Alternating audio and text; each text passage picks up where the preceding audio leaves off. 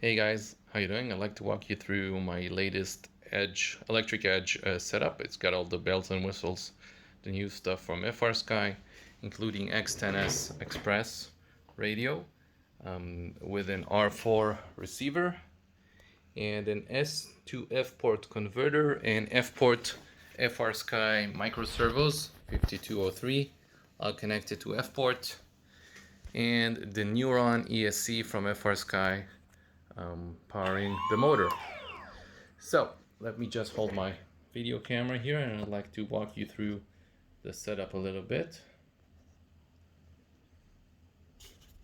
Okay, so first you have to use an access compatible radio if you're using access Archer receivers, and if you want to use F.Port you have to upload the latest Archer 2.1 firmware to your receiver and to your transmission module and radio.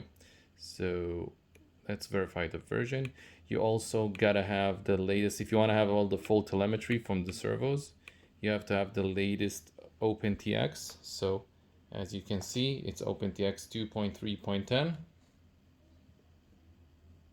And if I go to module RX version, you can see that the module is running 2.10 FCC and the receiver is running 2.12 latest version. So of course everything works when I move the sticks.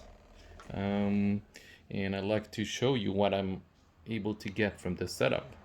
So the first telemetry page, I've used some of the receiver data such as the VFR and the RSSI.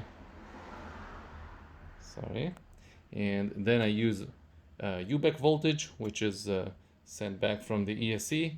I use battery voltage, which is sent back from the ESC, battery capacity, ECU temperature, and UBEC current.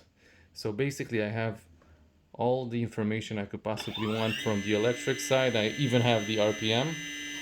As you can see, about 10,000 RPM in maximum. And on the next page, I have servo telemetry. So you can see first servo is AL, aileron left. If I move it, you can see the current going up a little bit. And I have the temperatures of all servos, about 44, 45 degrees. I have aileron left, aileron right, rudder and elevator. So I actually am getting telemetry data from every single servo, which is a big jump if you ever want to investigate what's going on in flight. So let's set the radio down and let's go through the connections. So this is the inside of the plane.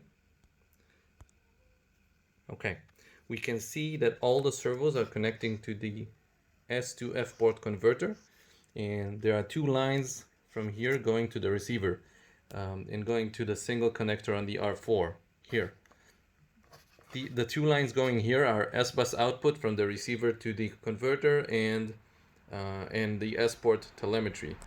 You also need to add this jumper with a white wire here on the S to F-port converter, or put a switch on this line if you want to have a remote switching capability. I just chose always on because it's an electric model and I just unplug the battery if I need to disconnect it, but it's a cool feature that FrSky have implemented in the converter.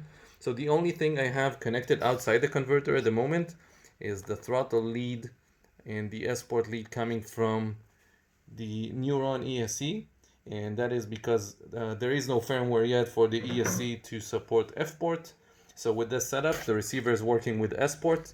This little white line here is an S-port line coming from the ESC, connected directly to the receiver. On the other side, there's a PWM output going to the speed control and for a throttle command. And then there's an S-port and S-bus line running right here into the converter, going out to all the servos.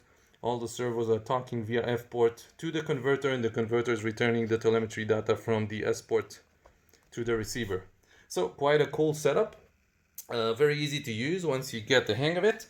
And another cool feature that I want to show you, replace the camera again, is the Lua script for the servos. So you can actually program every single servo. If you go to Tools, FrSky Servo 1.01, you connect to the servos. Right now we're on servo physical ID 7. Might be a little difficult to see in the video, but you can see that I can set the servo ID. Hold on. Yep, here you go. I can set the PWM pulse type. I can set the F.Port channel ID for telemetry, the direction of the servo, clockwise or counterclockwise, 120 degrees or 90 degrees, and a refresh timer. So each servo is settable, and then you go here and click yes, save to flash, and the data is saved inside the servo itself. So very cool feature. For this specific 3D plane, I went with 120 degrees in order to get maximum killer deflection. As you can see here, whoops, sorry, the deflection is really incredible.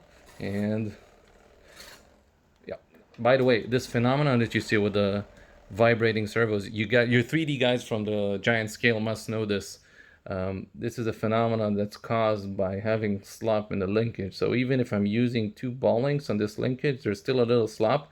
And with deflection so big and a servo horn so huge, the control surface want to move back and forth when you flick it back, and it kind of causes this deflection because the servo is trying to center itself. But look at the deflection. The deflection is amazing. I mean, I was never able to get such crazy deflection angles from any other servo setup before. This is where the servo is on 120 degrees. This will also lower if you lower the BEC voltage. So check this out. BEC voltage is 7 volts going to the servos right now. If I go to my scripts and I run the FrSky SBAC, I hope you guys can see it on video. I have SBAC voltage, 7 volts. Let's go, for example, to 6 volts. And exit. Now you see the SBAC voltage is going to around 6 volts, 5.9. You can see that the receiver is measuring exactly at 6 volts, and now it's better, you see? Because if you run your servo to the extreme with very high voltage and huge deflections, you may get this. All the giant scale guys know this phenomenon very well. So quite incredible setup. It's unbelievable the amount of data that you can gather from a flight with a setup. You may be able to catch a servo going bad or anything else faulty in the electric system before it goes bad, which is incredible. In my job, I deal with UAV system engineering, and we have very vast telemetry data coming from every flight, because when you fly a very expensive model, you never want to fly it without knowing exactly what's going on in real time. So quite an incredible setup. And as always with FrSky, it needs to be said that it's a very good setup budget-wise. The radio is about, I think, $350 at the moment. The servos, I believe, are about $40 or so. The receiver and the converter are just a few bucks. Very, very economical. So, test flight will be soon, and I'll log all the data, and I'll share it with you guys. So, hopefully you enjoyed this video of the F.Port introduction from FrSky. And if you have any questions, I'm sure F.Port is new to lots of people, just as it was new to me when I started setting this up. So feel free to comment and ask me any question you may have, and I'll do my best to answer. So thank you very much for watching, and see you at the field.